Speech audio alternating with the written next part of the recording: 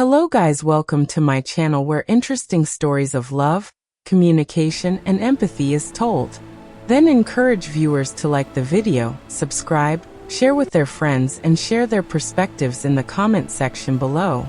In the busy streets of Lagos lived Funk, a quiet and hardworking woman who survived by running a small POS business. She wasn't loud. She wasn't troublesome. Every morning, she left early for work, and every evening she returned home to cook, clean, and mind her business. Yet no matter how hard she tried, the woman she lived with, Mrs. Cuterat, always complained. "Your character is not good. You're too quiet.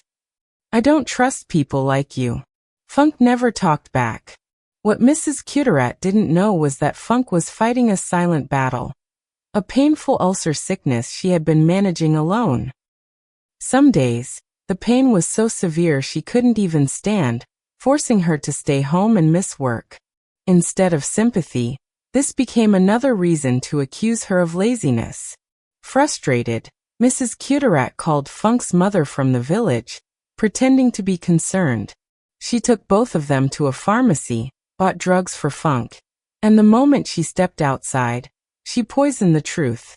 She told the pharmacy attendant that Funk was a bad girl, irresponsible and troublesome. The man listened quietly. Days later, the same pharmacy owner, Mr. Daniel Charles, called Funk. "I've been watching you," he said calmly. "Come and work with me."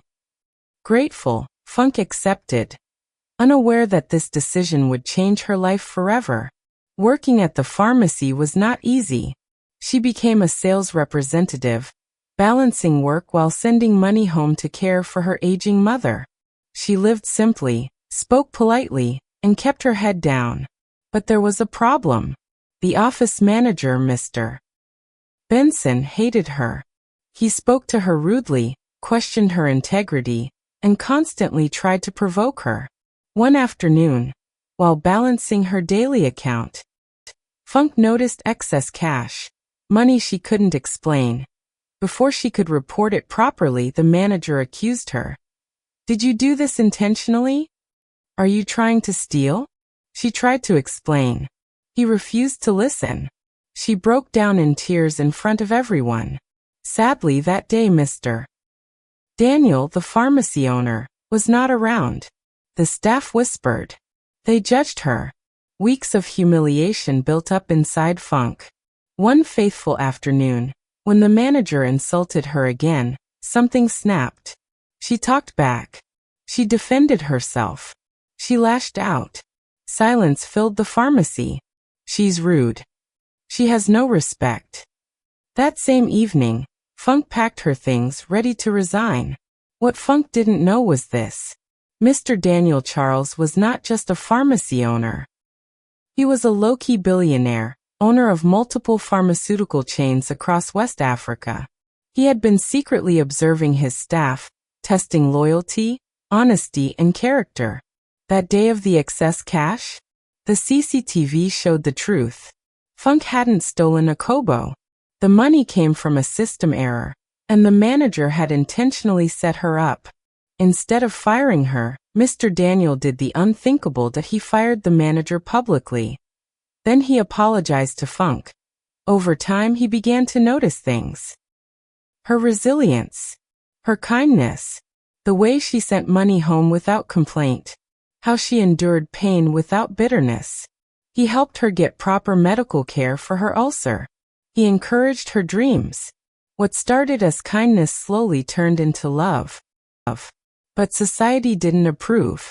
How can a billionaire fall for a POS girl? She's too simple. Yet Funk had something money couldn't buy. Character, integrity, and quiet strength. Funk stood outside the pharmacy that evening with her small bag in her hand.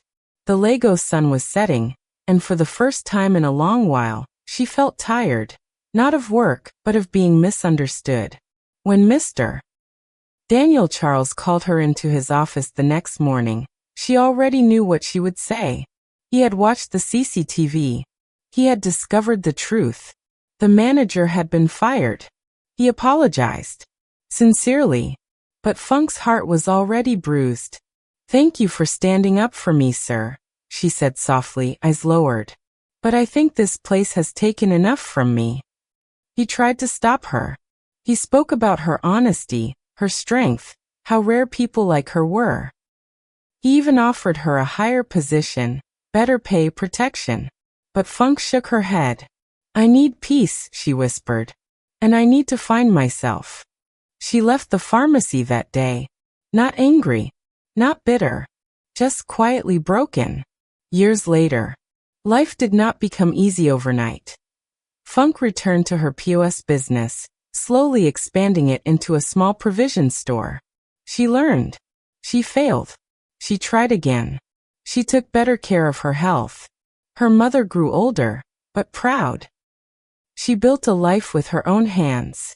And somewhere in Lagos, Mr. Daniel never forgot her. He saw her face in crowds. He compared every woman to her quiet strength. No one matched. 5 years later, fate intervened. Funk was invited to a business empowerment seminar, one of many. Many she attended to grow her now thriving retail brand. As she took her seat, the hall erupted in applause. The guest speaker stepped onto the stage. Mr. Daniel Charles, the billionaire. Their eyes met across the room. Time slowed. After the event, he found her standing alone, same calm presence, stronger now. You left, he said quietly.